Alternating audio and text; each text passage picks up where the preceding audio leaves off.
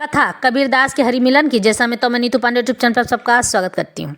आज कथा आरंभ करने से पहले एक बात आपसे कहना चाहती हूँ। नीतू पांडे पौराणिक धार्मिक कथाएं मेरे गूगल में सर्च मारने पर यूट्यूब का लिंक मिल जाएगा, जिसमें शिव महापुराण की 12 ज्योतिर्लिंग की कथा, देवी भागवत की कथा, विष्णु पुराण की कथा, मार्कंडेय पुराण की कथा, ब्रह्म पुराण की कथा, ब्रह्म वैवर्त पुराण की कथा, गणेश जी के बारे में और किस तरह से भगवान कृष्ण की बांसुरी बनी थी और किस तरह से ताड़का, मारीच और कालनेमी का रिश्ता था, ये सब आपको मेरी कथाओं में अनभिज्ञ और अनसुलझे किस्से मिलेंगे। तो आप मेरे YouTube चैनल पर जाकर सर्च करके मेरी कथाओं का आनंद ले सकते हैं, भागवत का आनंद ले सकते हैं। तो आज का कथा आरंभ करते हैं। आज हम वेदव्यास जी ने साहित्य के 5वां वेद बताया था, बताकर उनकी रचना की थी। उन्हीं में यह कथा आती है, यानी कि साहित्य को हमारा 5वां वेद घोषित किया गया है। हमारे 5वें वेद से आज की कथा मैं कबीरदास के बारे में लेकर आई हूँ, जिनका हरि से मिलन हुआ था। अंधेरे में अपनी छाया भी साथ नहीं देती है, बुढ़ापे में अपनी काया भी साथ नहीं देती है।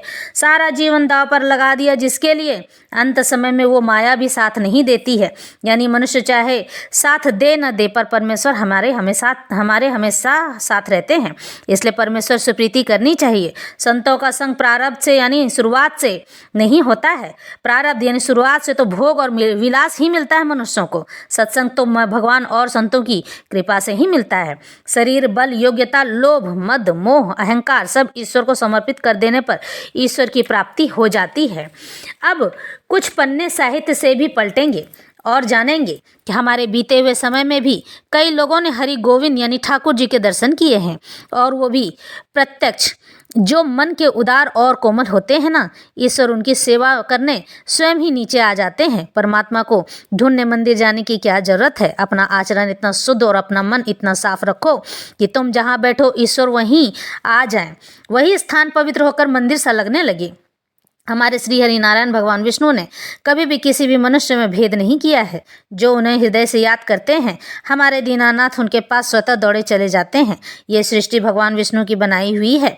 हम मनुष्यों की आत्माएं भगवान विष्णु की ऊर्जा का ही एक रूप है, जो पृथ्वी पर जन्म लेती है तो शुद्ध रहती है, यानी छोटा शिशु। लेकिन जब मनुष्य बड़ा होता है तो वह पाप और पुण्य अनेकों कर्म करता है, और उनकी आत्मा धीरे धीरे दूषित कर्मों के कारण मलिन हो जाती है।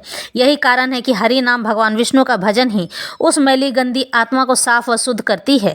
यही कारण है कि केवल हरि कीर्तन या हरि नाम से ही हमें मोक्ष प्राप्त होता है, यानी आत्मा पुनः शुद्ध होकर फिर से परमात्मा पर ब्रह्म भगवान विष्णु में मिल जाता है। इसलिए मोक्ष भगवान विष्णु ही प्रदान करते हैं। तो आज की कथा आरंभ करते हैं।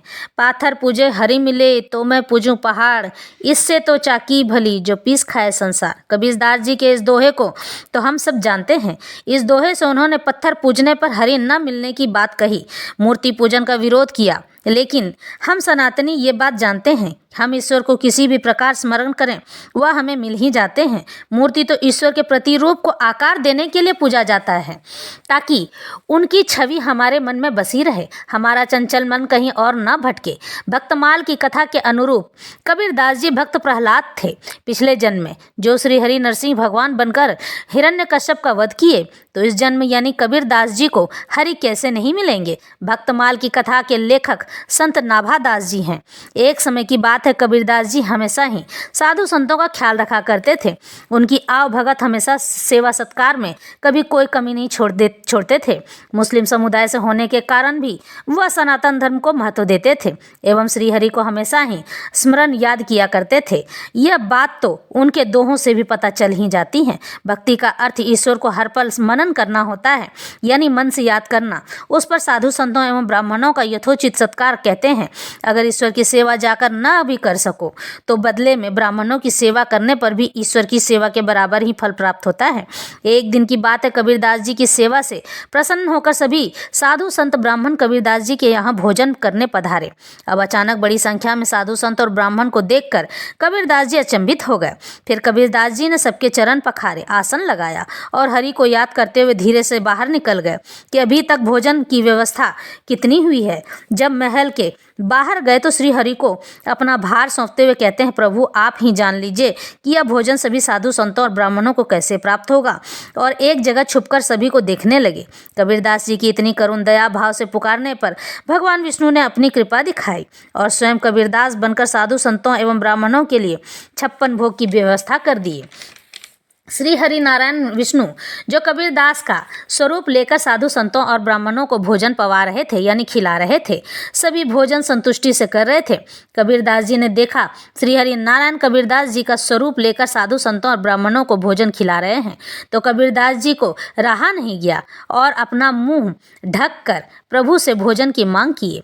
तो भगवान कबीरदास को देखकर मुस्कुराते हुए कहते हैं, बाबा आपको भोजन और दूं क्या। कबीरदास जी श्री हरि के हाथों भोजन पाकर अति हर्षाए, खुश हुए और अपने आप को श्री हरि को पुनः समर्पित कर दिए।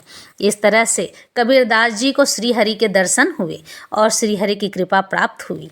तो हम जहाँ कहीं भी रहें ईश्वर को मन से याद करने पर प्रभु मिल ही जाते हैं।